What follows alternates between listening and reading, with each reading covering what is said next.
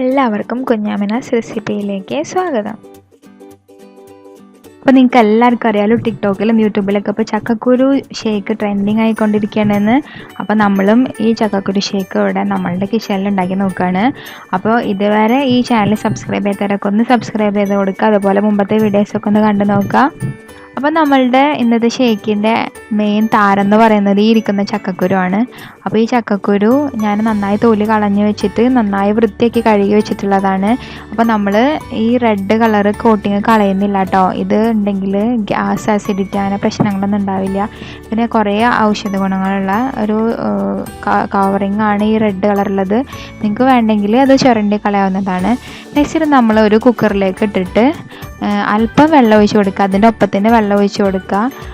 Next നമ്മളിതിലേക്ക് ഒരു നുള്ള് ഉപ്പിട്ട് കൊടുക്കുക. ഉപ്പിട്ട് കൊടുക്കണം നിർബന്ധമൊന്നുമില്ല കേട്ടോ, അത് വേണമെങ്കിൽ ഇട്ട് കൊടുത്താൽ മതിയാവും. ദെൻ ഇത് നമ്മൾ മൂടി വെച്ചിട്ട് ലോ ഫ്ലെയിമിൽ ഒരു 3-4 വിസിൽ വേവിക്കുക. എന്നാൽ മാത്രമേ ഈ ചക്കക്കുരു നല്ല വെന്ത് കിട്ടുള്ളൂ.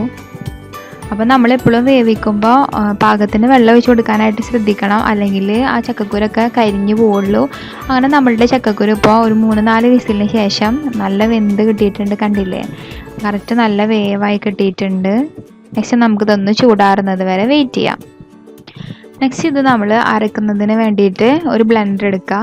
അതിലേക്ക് ഈ ചൂടാറി കഴിഞ്ഞിട്ടുള്ള ചക്കക്കുരു ഇട്ട് കൊടുക്കുക.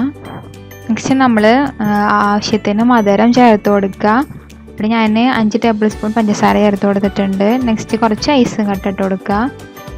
ദെൻ നമ്മൾ നല്ല ചില്ലായിട്ടുള്ള മിൽക്ക് ഒഴിച്ച് കൊടുക്കുക. അവിടെ ഞാൻ തിളപ്പിച്ച് വെച്ചിട്ട് തണുപ്പിച്ചെടുത്തിട്ടുള്ള പാലാണ് ഒഴിച്ചിട്ടുള്ളത്. നെക്സ്റ്റ് ഇത് നമുക്ക് നന്നായി അടിച്ചെടുക്കാം. നമ്മളെപ്പോഴും ഷേക്കൊക്കെ ഉണ്ടാക്കുമ്പോൾ നല്ല കട്ട തണുത്ത പാലെടുക്കുന്നതായിരിക്കും കേട്ടോ ടേസ്റ്റ് ഉണ്ടായിരിക്കുക. അങ്ങനെ നമ്മളുടെ ജ്യൂസ് ഇവിടെ ഫുള്ളായിട്ട് അടിച്ച് കിട്ടിയിട്ടുണ്ട്. അപ്പോൾ ചക്കക്കുരു നല്ല വേവിച്ചാൽ മാത്രമാണ് നമുക്ക് നല്ല അടിച്ച് കിട്ടുള്ളൂ, അല്ലെങ്കിൽ അത് അരയാതെ തന്നെ അടിയിൽ കിടക്കും. പിന്നെ ഇതിലേക്ക് നമ്മൾ അല്പം ബൂസ്റ്റ് ഇട്ടിട്ട് ഒന്നുകൂടെ ഒന്ന് അടിച്ചെടുക്കാം. അങ്ങനെ നമ്മളുടെ ചക്കക്കുരു ഷേക്ക് ഇവിടെ തയ്യാറായിട്ടുണ്ട്. കണ്ടില്ലേ, നല്ല പേസ്റ്റ് പോലെ അരഞ്ഞ് കിട്ടിയിട്ടുണ്ട്. വല്ലാതെ തിക്കും പാടില്ല, എന്ന് വെച്ചാൽ നല്ല എന്താ പറയുക ലിക്വിഡ് പോലെ ആവാനും പാടില്ല. ഷേക്ക് എന്ന് പറഞ്ഞാൽ നല്ല തിക്കിലായിരിക്കുമല്ലോ. പിന്നെ നിങ്ങൾക്ക് വേണമെങ്കിൽ ഈ ബൂസ്റ്റ് ഇട്ടതിന് പകരം ഏലക്കായ ചേർത്ത് കൊടുക്കുക, അല്ലെങ്കിൽ ഏതെങ്കിലും ഫ്ലേവർ, വാനില ഫ്ലേവർ അങ്ങനെ എന്തെങ്കിലും ചേർത്ത് കൊടുക്കാൻ പറ്റും. അപ്പോൾ ഞാൻ ഈ ജ്യൂസ് വേറൊരു ഗ്ലാസ്സിലേക്ക് ഒഴിച്ചിട്ട് കുറച്ച് ബൂസ്റ്റ് പൗഡർ മുകളിലിട്ടിട്ട് ഒന്ന് ഗാർണിഷ് ചെയ്ത് കൊടുക്കുന്നുണ്ട്.